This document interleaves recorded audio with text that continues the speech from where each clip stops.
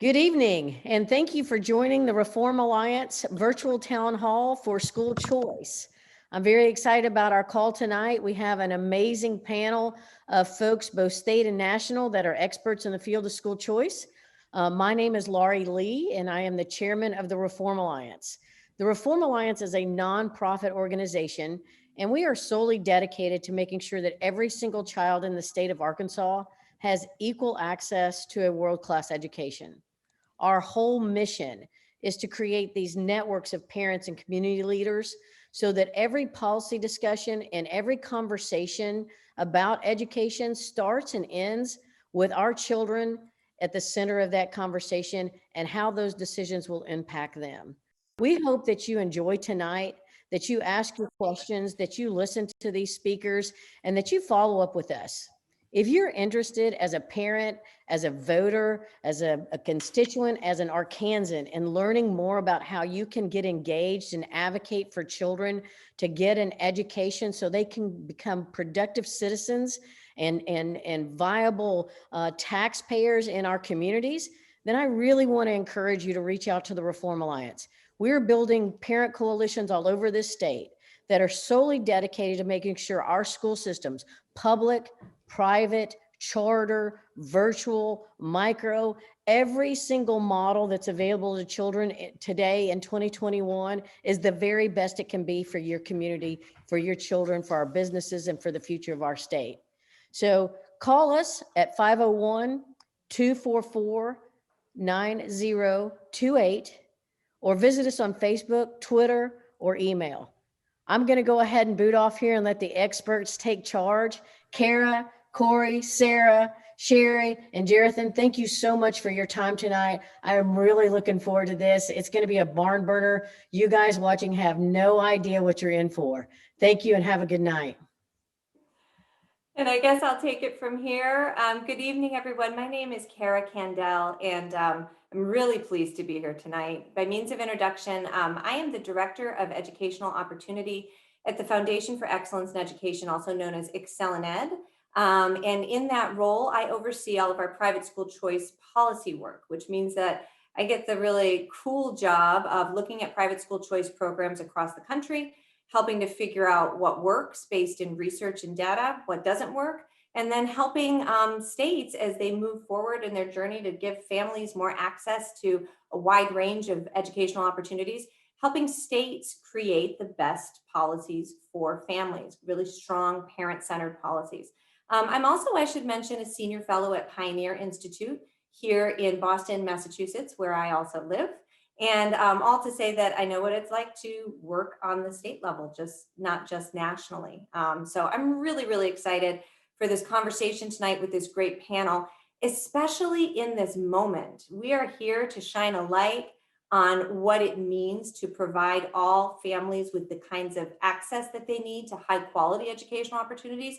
And never has there been a better moment to talk about this stuff, because I think you would be hard pressed to find a parent in the United States right now that isn't asking, okay, what flexibilities do I need to provide the best that I can for my kids?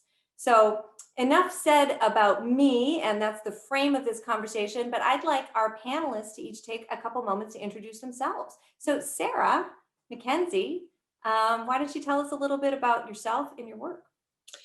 Hi, everybody. I'm Sarah McKenzie. Thank you for having me here tonight. I am an assistant professor in the Department of Education Reform at the University of Arkansas, and I run the Office for Education Policy. So I'm a former classroom teacher, and I am really passionate about using data to increase equity and efficiencies and positive outcomes for kids in schools, particularly in Arkansas. I do a lot of work focused just on Arkansas because of the nature of my position, but I also do work with USDOE and helping them with their state report cards and different groups around the country, different school districts and different states. I have 2 kids that came out of Arkansas public schools, and I've been really excited about my experience with them and sort of the direction that we're going for Arkansas education. Thank you. Fantastic. Thank you, Sarah. Mr. Jarethan Dukes, I'm wondering if you could introduce yourself next. Hello, everyone. My name is Jason Dukes. I am from Little Rock, Arkansas. I am a product of the Little Rock public school system. Right now, I currently serve as a principal at Friendship Aspire Academy in Pine Bluff, Arkansas. Prior to becoming a principal, I taught in the Little Rock School District, taught music. I was a music teacher where I really love and enjoy the fine arts. I also, from there, I went and became an assistant principal at East End Public Charter School. From there, I served as a director at Scholar Made, and then now I currently serve as the principal at Friendship in Pine Bluff. We have a focus and mission right now on making sure that our students in elementary, they're prepared and ready to enter middle school and high school, and ultimately enter college ready. So we have an increased focus on academics, social emotional intelligence, and things like that. But I'm happy to be here tonight. And once again, I'm proud about the opportunity to be able to share with the Reform Alliance tonight. We're so excited to have you too. It's so important to have that on the ground perspective. People who are with kids every day. And I think we've got somebody else on the line who has that same perspective. Sherry Stevenson, would you mind introducing yourself? Good evening, everybody. I'm Sherry Stevenson. So I'm really a therapist by practice. I'm a speech language pathologist and have been one for a long time. But I also have a bachelor's degree and a whole lot of hours towards my MBA. I still tell people I'm the only speech therapist that's ever repoed cars. So that's my one claim to making me different.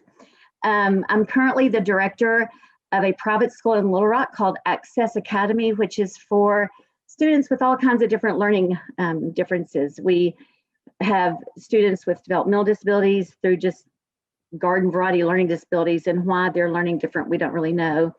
And I've been at Access almost 23 years, so I've been there a long time. Prior to that, I was at the Dentist Developmental Center, which is an outpatient therapy clinic or diagnostic clinic, a part of UAMS. I was there for 5 years. And then I did a short stint in public school in North Central Arkansas. I didn't last there very long, but it was a great learning experience for me. And I started my career many, many years ago at Easter Seal. And Jarethan, as you, I am a product of the Little Rock School District system. So rock on Little Rock School District. Though it was not a spot for me. I have found my place in private school to meet a need for those families that are seeking something different. All school options are important. That's what we're here to talk about. Mr. Corey DeAngelis, please go ahead.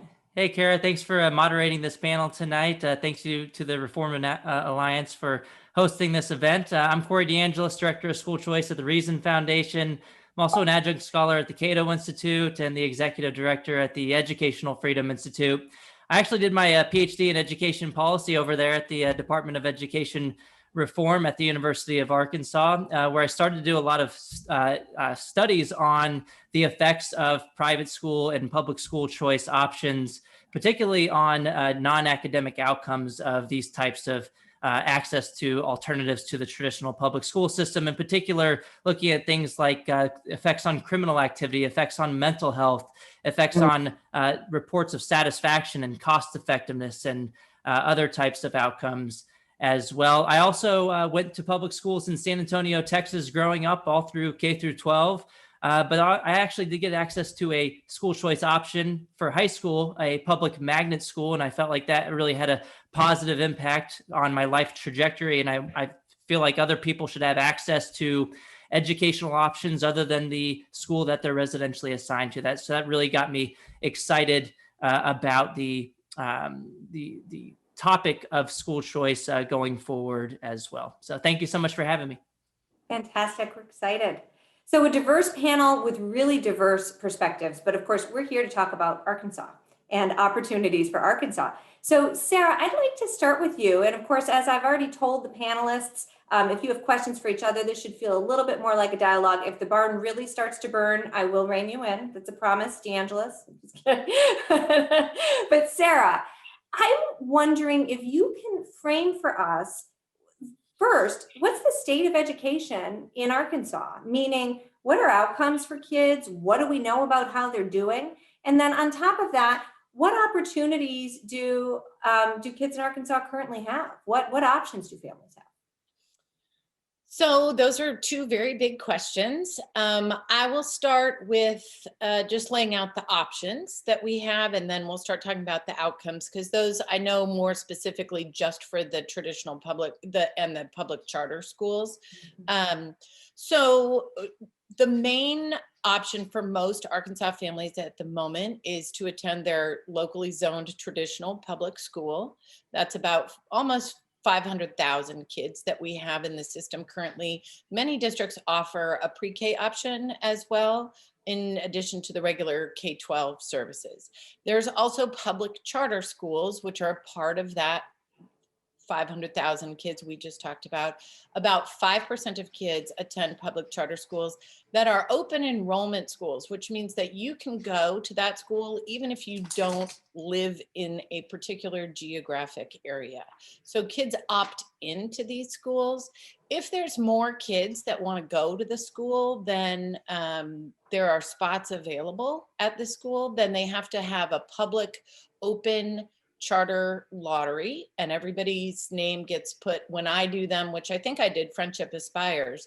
When I do them, I randomize all the kids and give them a random number in a spreadsheet, and they get assigned. We are not allowed in Arkansas to add any additional weights for kids of certain races or certain demographic groups or certain criteria like special education or limited English standing or poverty status. So everybody gets the same chance as everybody else to get into a charter school that they want to go to. In addition to that, we do have private schools. About the same percentage of kids attend private schools. About 20,000 kids, so far as I can tell, attend private schools in this state. And then we have about 20,000 kids that are doing homeschool, whether it's micro schools or pods or some sort of situation like that. So that's sort of the general lay of the land.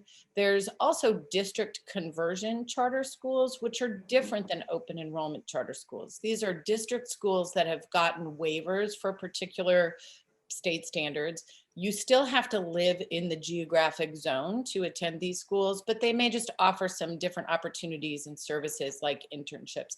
They are still staffed by regular district staff and the teachers who taught there as well. Sarah, can I just ask you real quick? Well, could you define for the audience, what's a micro school and a pod? Because I think a lot of the options that you're talking about, people are going to be really, okay, private, I sort of know what a charter school is. And I think Jarethan can tell us even more about that. But what's a micro school? What's a pod? What do people need to know? So, I mean, I'm not an expert on micro schools and pods. You got a couple here. Well, essentially, it's, so far as my understanding, it's groups of parents that get together and work to make sure their kids get education, and they may pay for that teacher directly out of their funds. It's sort of like the old one-room schoolhouse model, where it's not set up so much by grade level, but as by groups of kids. They may all be on the same grade level, they may not be. And I think pods are sort of a similar one. And different parents may take responsibility for the teaching of those kids at different times, or it may be a certified teacher, but they've sort of popped up as options instead of just individually homeschooling your kid.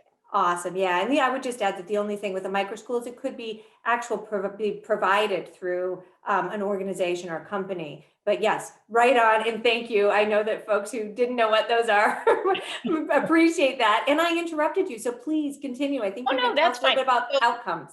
Many of these options too can also be virtual or face-to-face, and we've seen a lot of fluctuation in that throughout the COVID time, but we also had a lot of kids attending classes virtually even before COVID, either in part or in whole. So outcomes. So there's some things that are really great about Arkansas in terms of our outcomes. We have a great public data system on our public schools that includes a lot of information that's easy for parents to access through the State Department of Education and gives you a lot of information. We have a very low student-teacher ratio in our public schools. It's 14-1 with an average class size of 16, which is something that other states would kill for. One of the things that we find particularly is that it's very small at the high school levels. These classes get really small in a lot of districts. So that's fantastic. We have good funding models. We have pretty progressive funding models for our schools. We spend about $10,000 a year per kid. And we have a great in my opinion, growth model that shows how much students are growing from one year to the next, not if they're just achieving. And it's much statistically, so my PhD is in statistics. So statistically, it's much more sound than something that a lot of other states are using. We also have very high graduation rates. We have 88% of our kids that graduate from high school on time in 4 years. So that's great.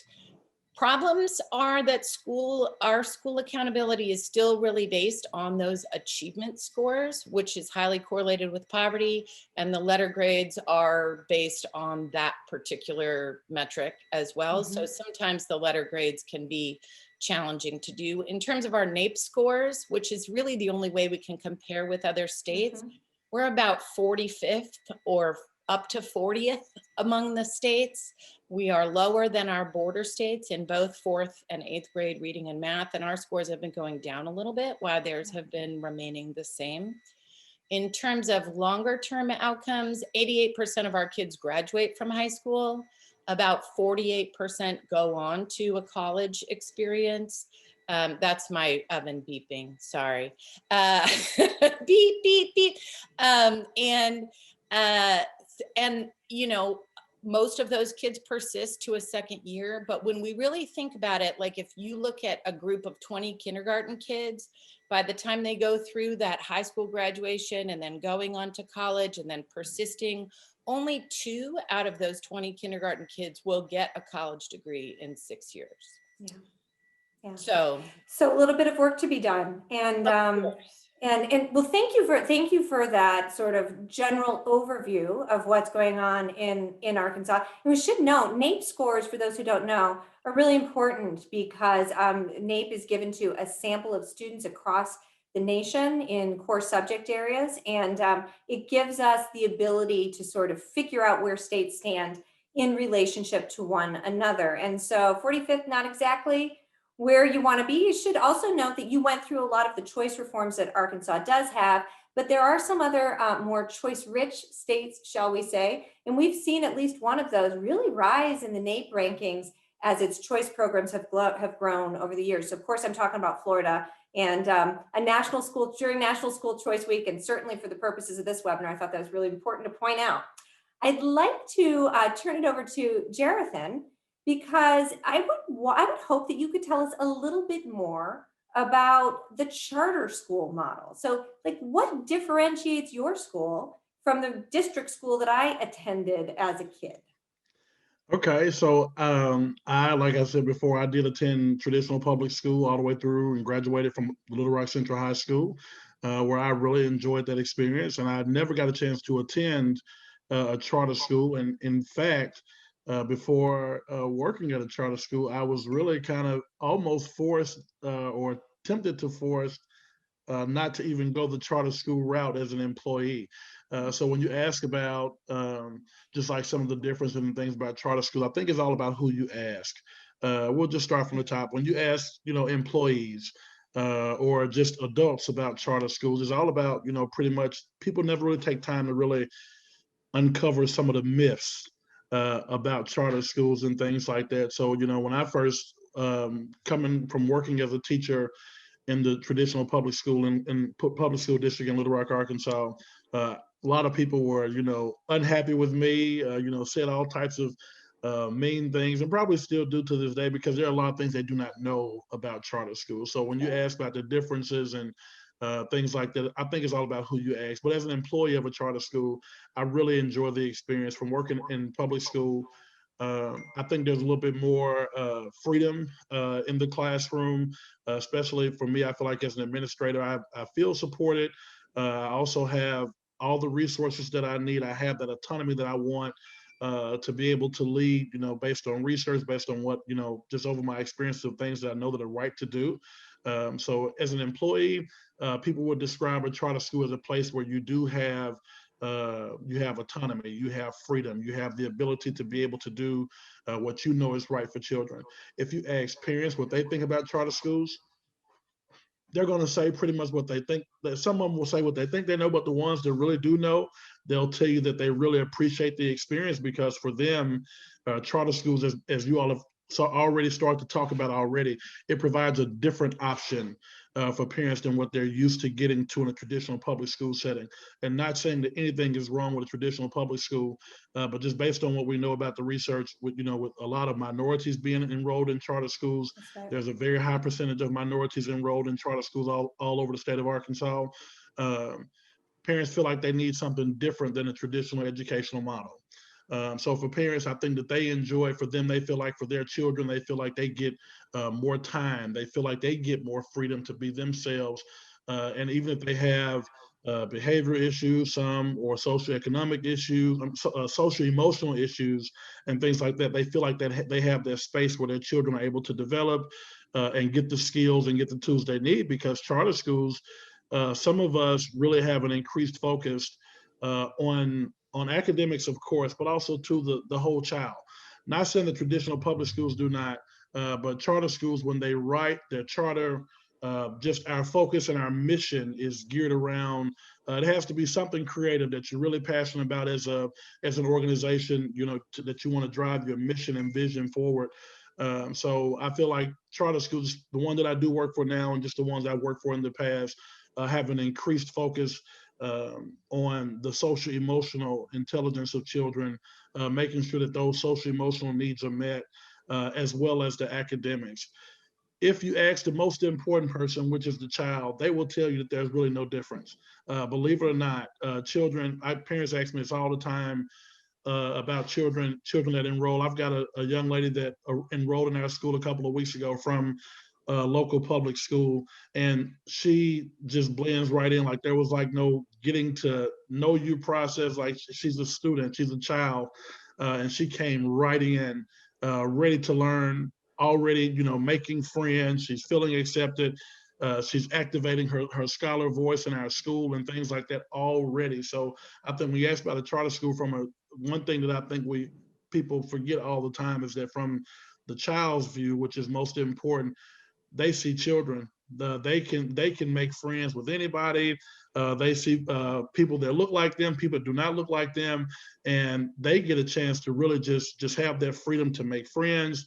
They don't know the difference between I go to a public school, I go to a private school. Just in my experience, I have not seen that where children, you walk up to, I go to a charter school, I go to a public school, I go to so I have not seen that difference. So that's what I would say. But when you think about the key differences, charter schools, one thing that I can say is that they do provide those options for parents. Parents just really want to make sure that they take the time to investigate the mission and vision of these different schools that are opening up and that are open, to see which one fits the needs of their child. So when you talk about the differences, I mean, there are some differences in the way that I think even in all public schools, if you line them all up, all public schools are kind of ran differently based on the district, based on the mission and vision of the school, set forth by the district initiatives and principles and things like that.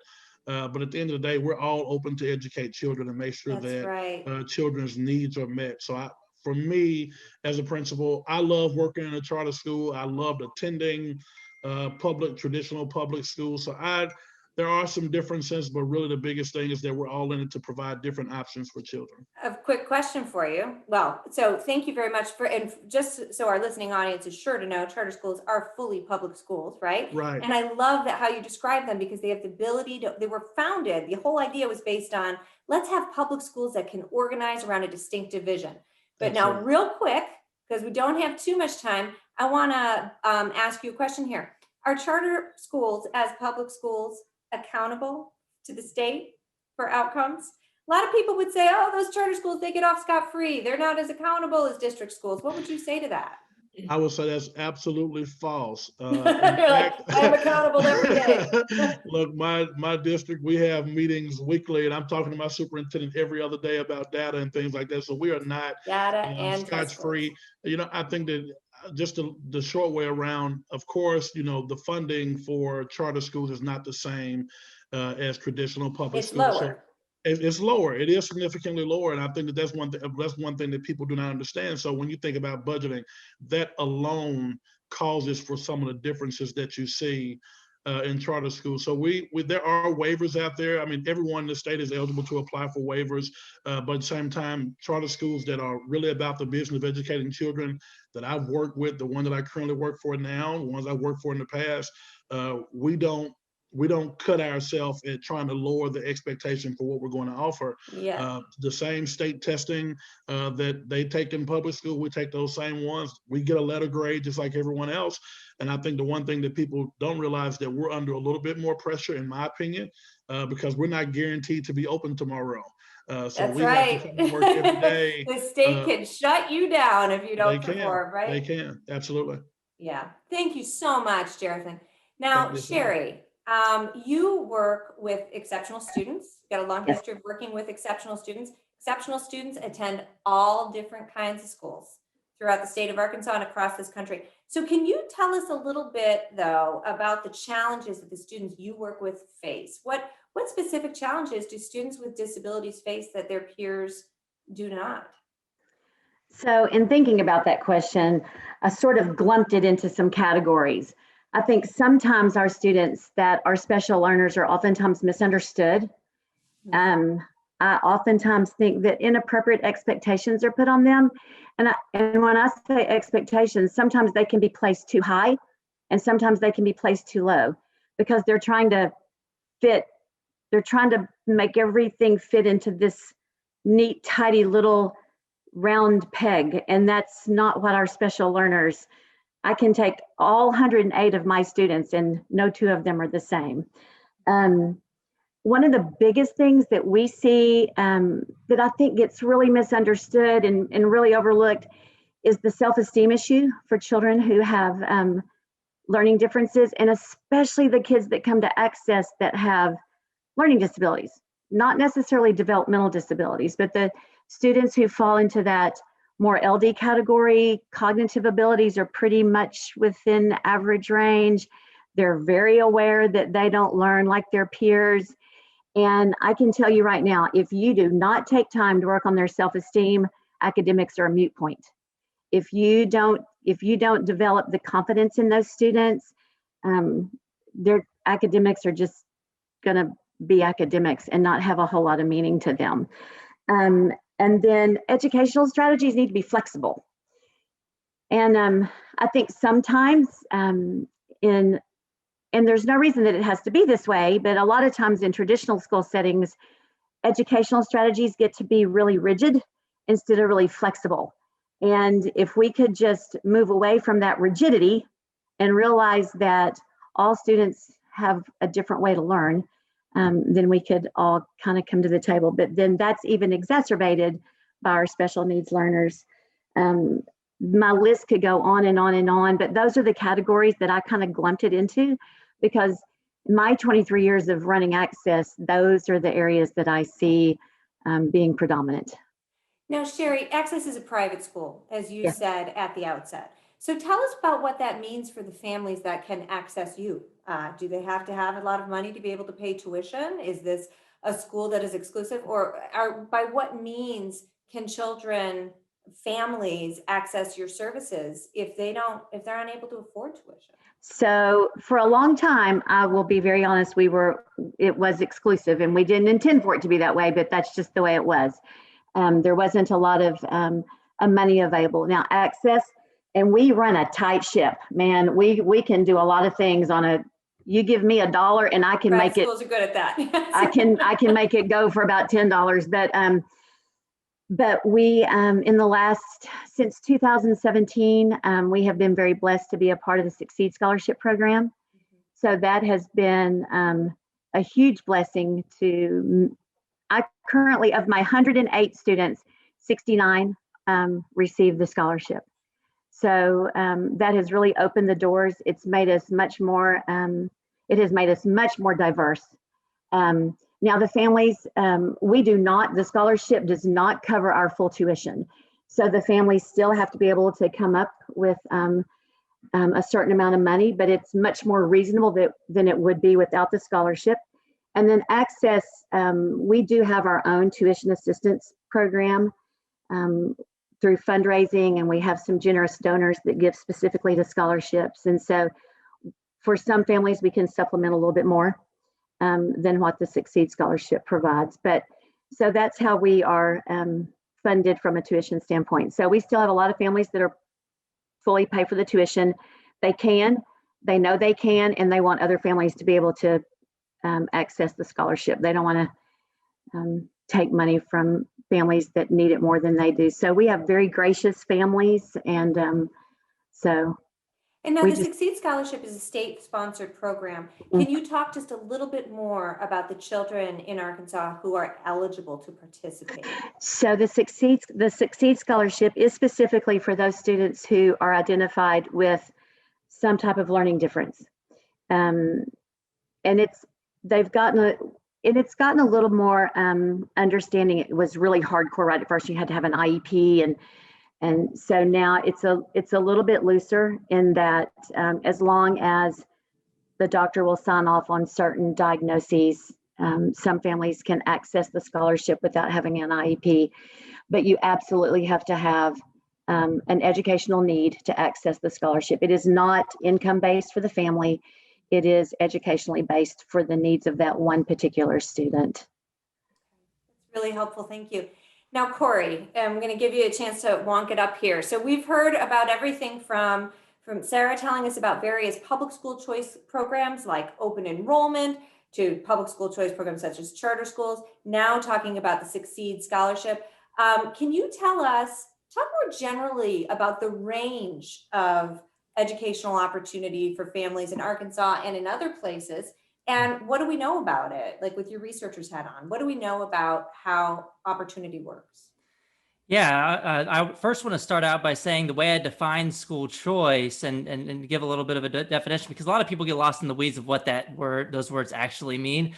I talk about it more now in terms of funding students directly or funding students as opposed to institutions, because that's exactly what we're talking about, especially when we're thinking about things like education savings accounts, where the money that would have went to your residentially assigned school literally follows the child to their own education savings account that could be used for private school tuition. It could be used for charter schools as well with the charter school law in place, but then also home-based learning, micro schools, pandemic pods, and all of these other educational alternatives as well. And I like to point this out because we already have a lot of other taxpayer-funded initiatives that already work this way. With higher education, we have the Pell Grant. The Pell Grant funding goes to the individual student, and you could choose public or private universities of your choosing. Same thing with the GI Bill for veterans. With pre-K programs like Head Start and other state-funded pre-K programs, the money doesn't go to a residentially assigned public option. The money goes to the families, and then the families could choose the public option if they'd like, but they could also choose a private provider of pre-K services. And so when I argue for school choice, I'm just arguing we should do the same thing when it comes to K-12 education and fund the student instead of the system.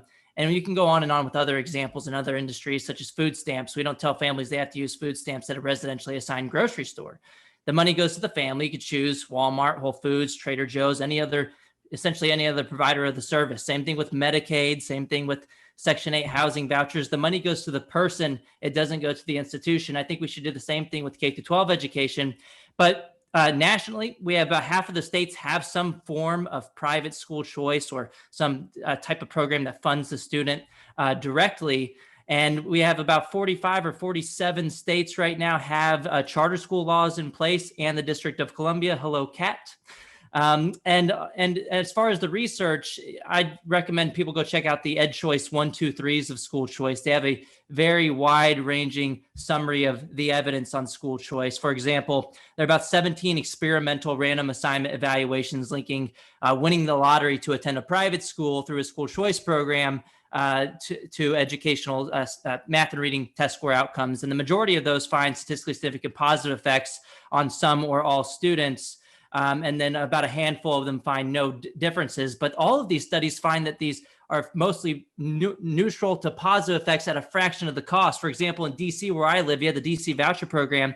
The students in the traditional schools actually get over $31,000 per child in the traditional school system, whereas the students using the voucher only get about $9,500 per student, less than a third. And the latest experimental evaluation from DC, for example, found that after 3 years, no effects on math reading test scores, but they found huge positive effects on reports of safety, reports of satisfaction, and attendance as well for a third of the cost. So I think that's even if you get null results, that implies a positive return on investment.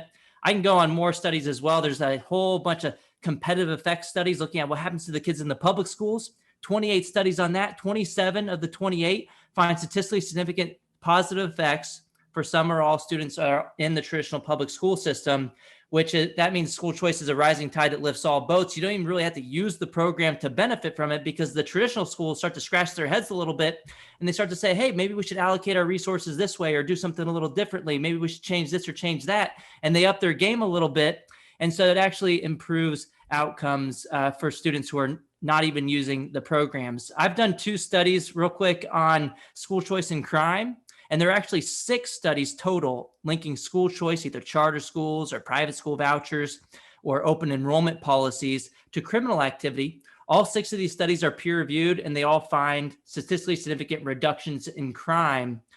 For example, one study of a lottery-based study in Harlem's Children's Zone in New York City found that winning a lottery to attend a charter school out there completely eliminated the chance of incarceration for male students and reduced teenage pregnancies by 59% for female students. And there's a lot more evidence to talk about, but really, and it's really compelling, Corey. No, I want to put it out there, because I think for people who don't study this for a living, this is really surprising. And certainly if policy, as we would like, I think, were based on actual data most of the time, we might be in a place where people did have more educational opportunity. But I want to ask you to talk about one other thing, and that is this current moment. Because right now, as I'm sure I don't have to tell you, across the country, as I mentioned at the outset, as you well know, as our panelists know, parents who have always had access to the schools that they thought they wanted, a lot of them are waking up and going like, this is not what I was in for.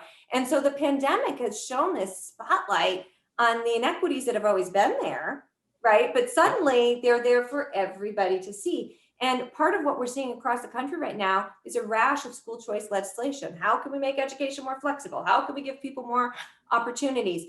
You mentioned education savings accounts, which you started to define, but not everybody might understand what they are. Can you talk a little bit more about what we're seeing across the country in this moment to expand opportunity? Yeah, one of the only silver linings of the pandemic is that families are starting to figure out that there's no good reason to fund institutions when you can fund students directly instead. Families are left scrambling all across the country right now. It may not be as bad in Arkansas, but you look at the Chicago Teachers Union just kicking the can down the road every step of the way, and they're putting the needs of the individuals in their members and their ranks above the individual students. And if you look all across the country as well, the private schools have been fighting to reopen. They've even been going to the courts in places like Kentucky. They took the fight all the way to the Supreme Court to fight against the government from preventing them from opening their doors for in-person instruction for their customers. Whereas in so many other places, we've seen public schools and in particular teachers unions, not all of them, but in a large part, have been fighting to remain closed for in-person instruction. I think the difference there isn't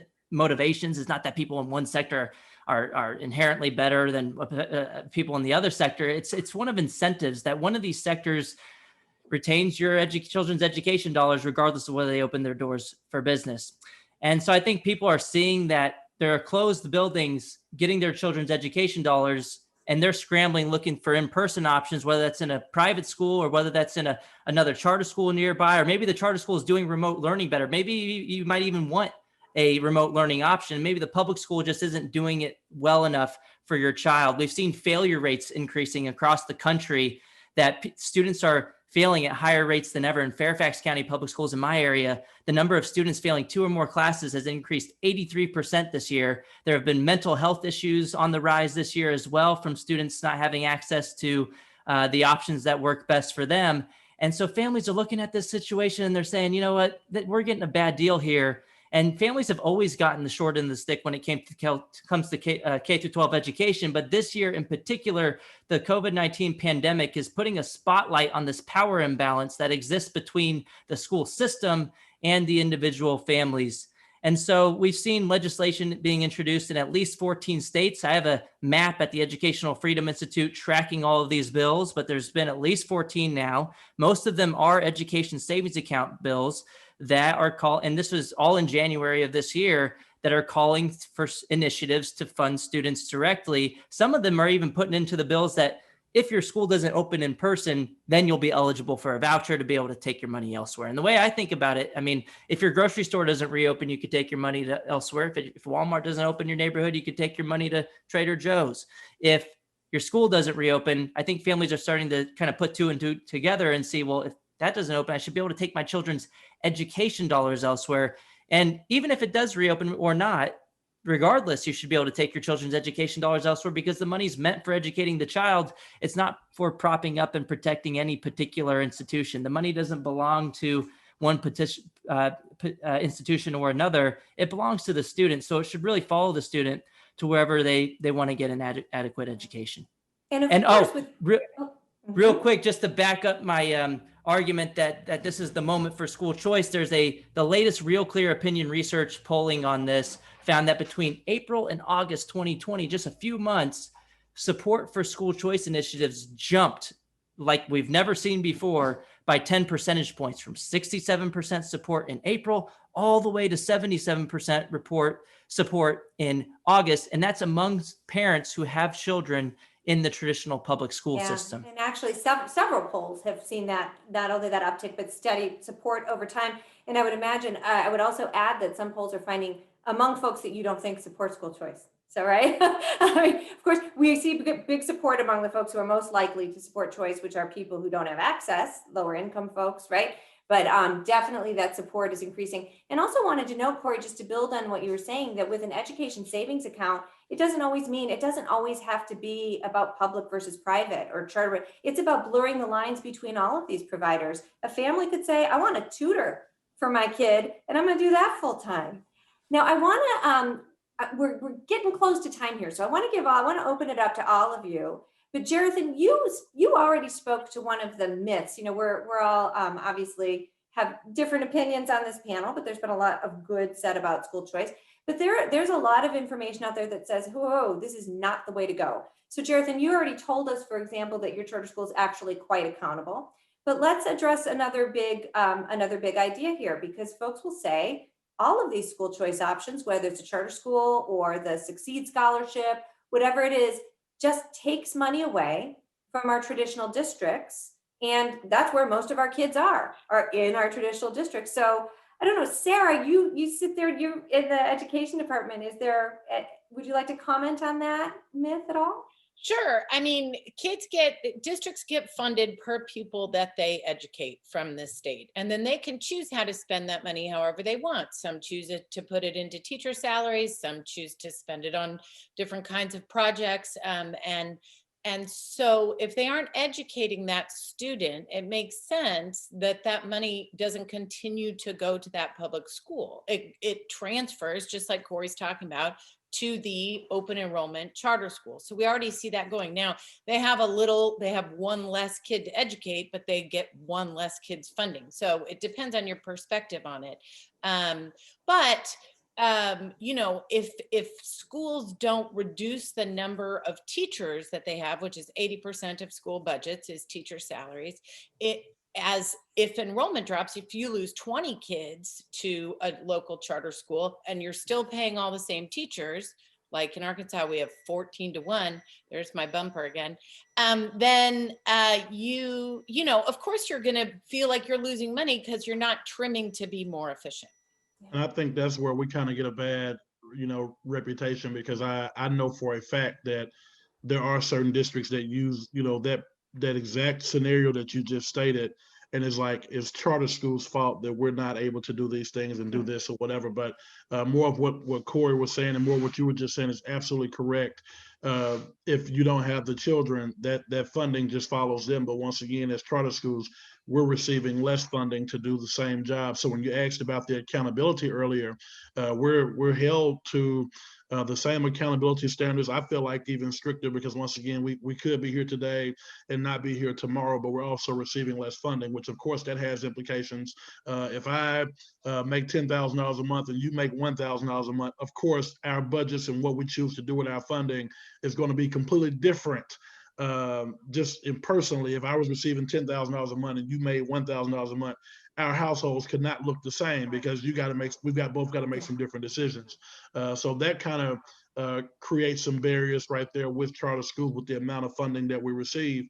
But at the same time, we do receive a bad reputation because people feel like when parents choose charter schools, it's the charter school's fault that traditional districts or wherever those children came from, it's our fault. But I think that the biggest thing that I want to make sure is lifted up here tonight, and the reason that I even wanted to join this panel is just to make sure that people know, as Corey has so eloquently explained, it's all about the children. Whatever choice you want to make as an educational entity, whatever school, identify those different missions and visions of the school. Look for that evidence of recent and prior student success. But most importantly, know your child and know what your child needs and find that school that lines up. And I've attended public school. I've never attended charter school. I've never attended private school. But I firmly believe that whatever option is going to align with your child's needs, I think that's where they need to be. If that means that at my school, I'm going to lose 20 children this week because you feel like a new virtual school has opened up, or a new school that services children with special needs, you feel like a school that opens up that focuses strictly on behavior, and you feel like that's the needs of your child, it's going to line up better to meet the needs of your child, that's your choice. Now, Jarrison, right. you also, charter schools get accused of a lot of ugly things. Yeah, we do. I say this as somebody who's a chair of a board of a charter school. And here's one that we're accused of often that is certainly not true in my case. This is a question from one of our viewers. The assumed issue, the viewer says, of charter schools enrolling students and then getting rid of them after an enrollment deadline, Ooh, after oh in your my, case, oh October, wow. only to get the money. Oh wow. So Tell us about it. I heard that when I first left public school, like I had so many myths that I had to hear when I first left traditional public school as an employee. And when I started working in charter school, like I even came into the space with, looking for like these things that I had always heard. Those things are completely false. The state does pull enrollment numbers. They do pull attendance numbers as well frequently throughout the year, and that's how the funding is determined for your school. Of course, it starts, everyone has already said, based on the number of children that you have enrolled in your school. But it's not like, okay, after, when they do the first pool on data, after that school received that funding for the rest of the year, and the previous school does. That's a big old myth. If children are enrolled in your school, those districts do receive those funds after that data is pulled to determine your enrollment and your attendance at your school. So that is a myth that is out there. People have always said that. Well, Can I one. jump in real quick? We actually researched this in Arkansas when we looked at movement from public schools to charter schools, and that whole idea of creaming, that charter schools were taking the best kids away from the public school. And what we find is kids are typically average achievers at their public school, and when they leave to go to the charter school, and they're typically average achievers at the charter school when they leave to go back to the public school. So all that research is available on officeforeducationpolicy.com. We did it for Office for Education Policy at UARK. We did it for the Little Rock area and the charter schools down there, and for Northwest Arkansas, if you're interested. Well, and the traditional schools get to keep some money after enrollment deadlines after people leave as well. Are they willing to give up that money after children leave the traditional system? No, they're only making one argument on one side of the equation against their competition. Of course, that's what they're going to do. Could I respond real quick to the first myth in the school choice debate, because it is the biggest myth that exists. There's actually a whole book on it here, School Choice Myths, Setting the Record Straight on Education Freedom. I co-edited with Neil McCluskey. But they argue that school choice defunds the public schools. But I think Jarrison hit the nail on the head as well, that the money doesn't belong to the public schools, the traditional or the charter school. It belongs to the family, and it should follow the child to wherever they're getting an education. And what's really absolutely an injustice is that children in Arkansas who switch to a charter school, which is still a public school, lose a lot of their education dollars. Why should they be valued less just because the school that they were residentially assigned to didn't work for them for whatever reason? That's an injustice that should be remedied in Arkansas and in other places across the country as well. But also with the defunding the public school myth, again, no one would ever say that allowing families to choose their grocery store defunds Safeway. just wouldn't make any sense. And then also, and it's because people understand that the money doesn't belong to Safeway, it doesn't belong to Walmart, it belongs to the family. And we should think about education funding in the same way. But then also Sarah hit on how whenever you switch out of a school, it's funded based on enrollment. But in every state that I've seen, it is partially based on enrollment, but there's also other sources of funding as well. So when you lose students and you get to keep a lot of the funding on a per pupil basis, you end up with more money. You're actually more well funded when you lose students to your competition in the traditional public school system. Just imagine if you left Safeway and started shopping at Walmart and Safeway got to keep 20% of your funding for groceries each week. They'd be happy about that. Families that go to private school and pay full tuition are still paying local property taxes into their local school districts. Let's just be clear about, says the private school mom paying the taxes. I want to bust one more myth, and that has to do with children, with our exceptional students, with children with different abilities. And one of those myths is that charter schools don't serve those students, that private schools kick out those students. Sherry, it sounds like your school is built for such students.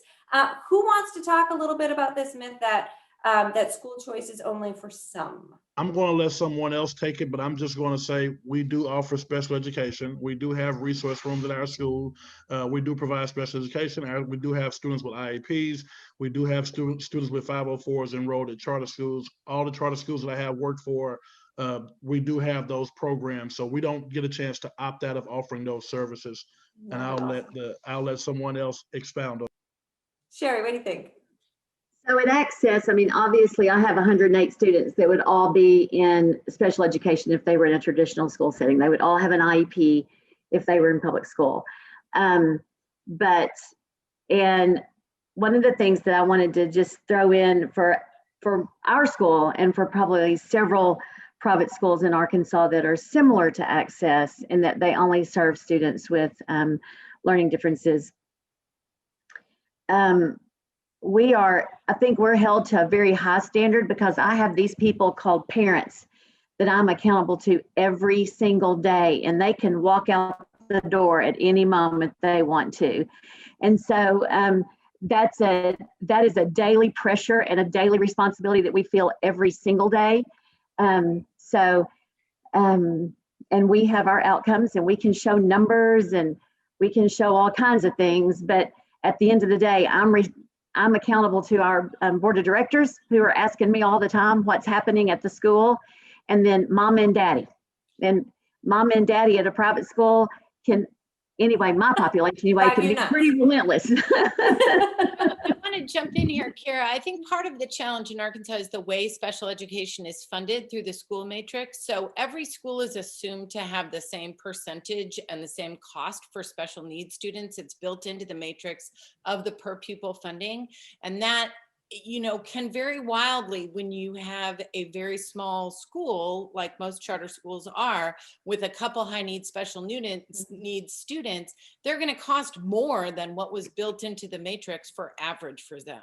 So this is one of those cases where, like Corey was talking about, I think it's important for us to look at the way we fund special education in the state, instead of just assuming that all schools have the same special needs percentage and populations and costs.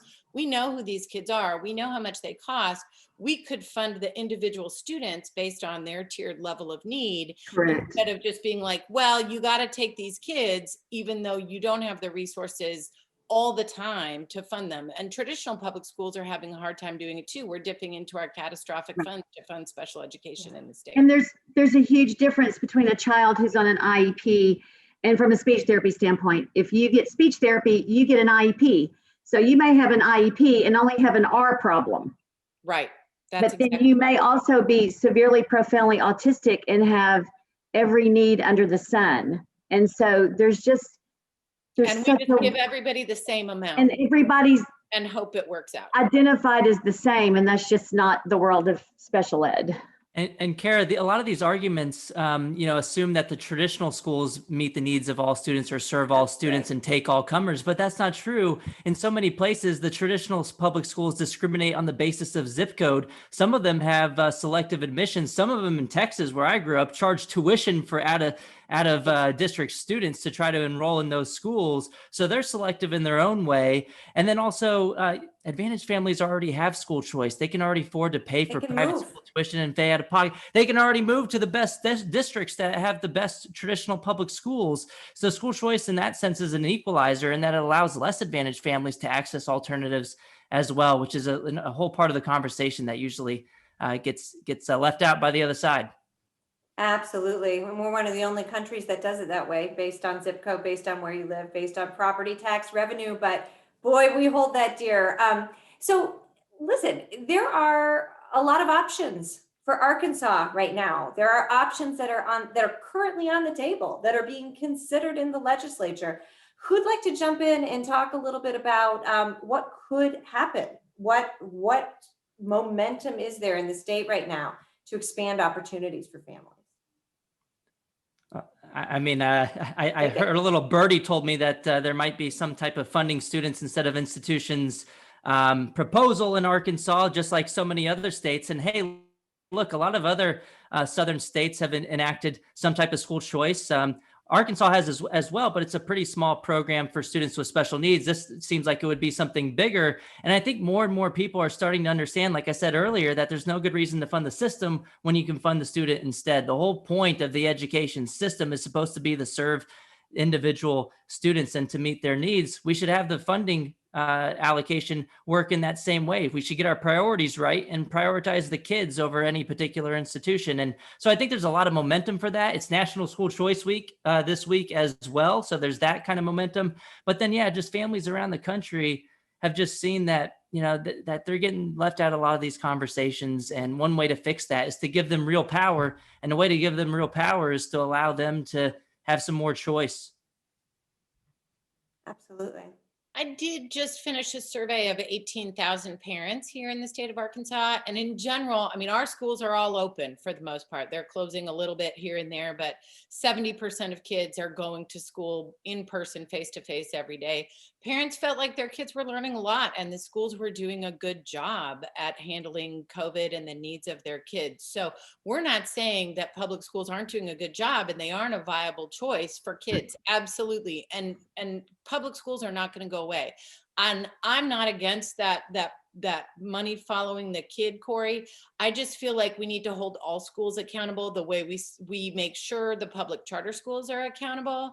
And sometimes, you know, when the money's going to private schools, it can get a little sticky about how to make sure that kids are getting the education that they are required to get by state law. Yeah.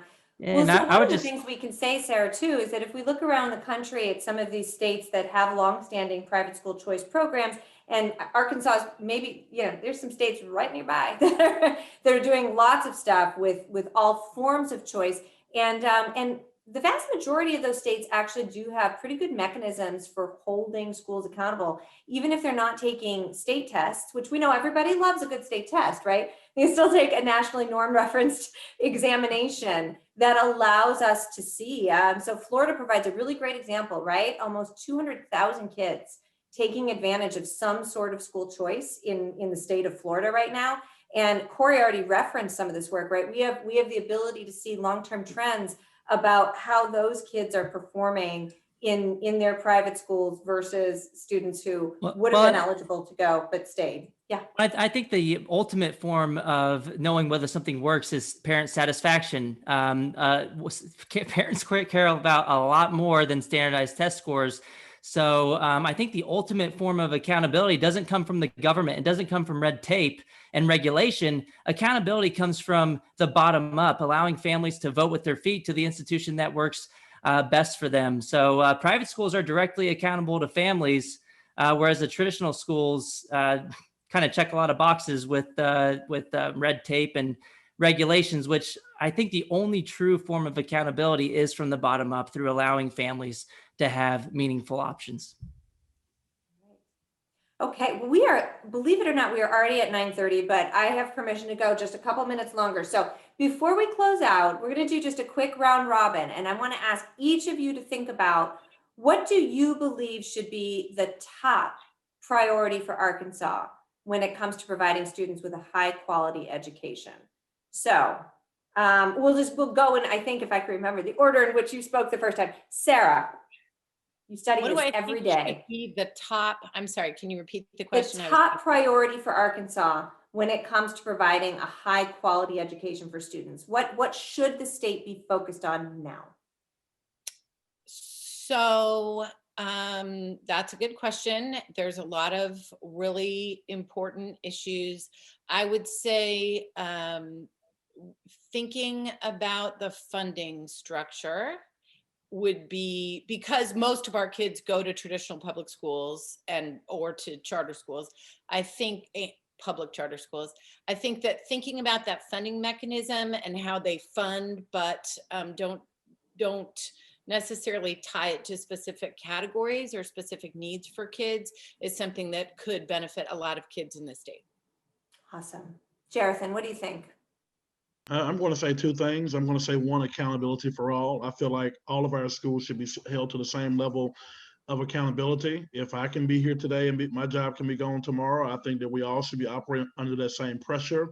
I'm not saying that, it has to be, that crucial, but I just think that accountability across the board, it should be there for everybody, for all districts.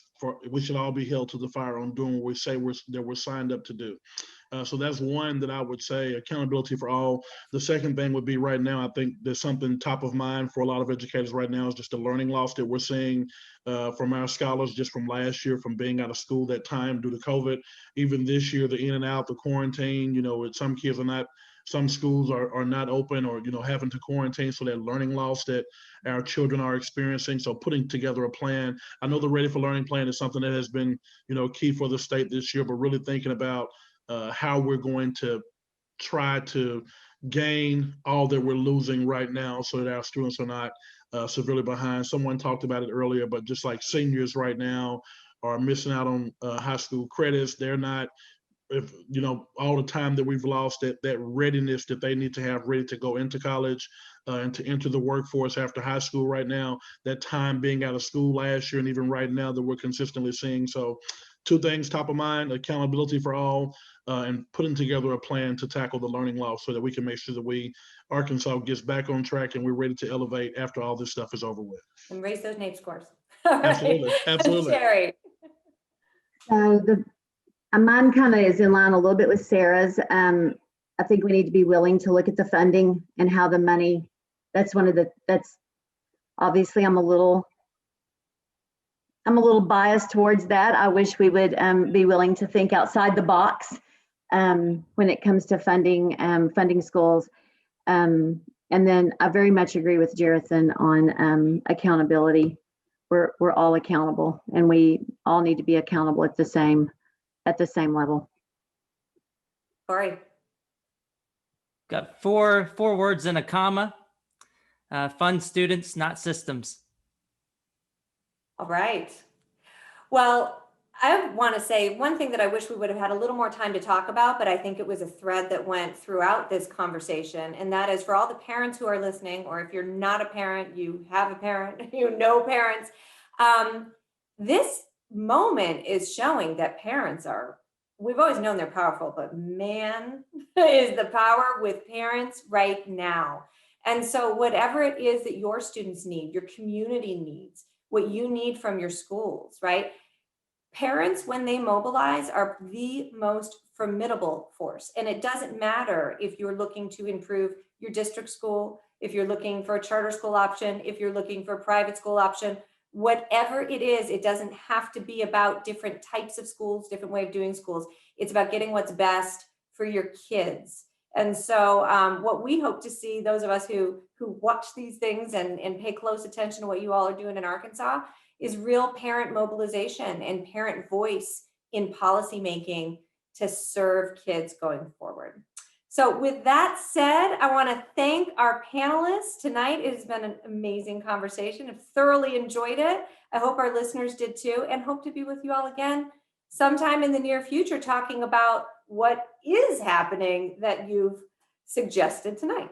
All right, everybody take care.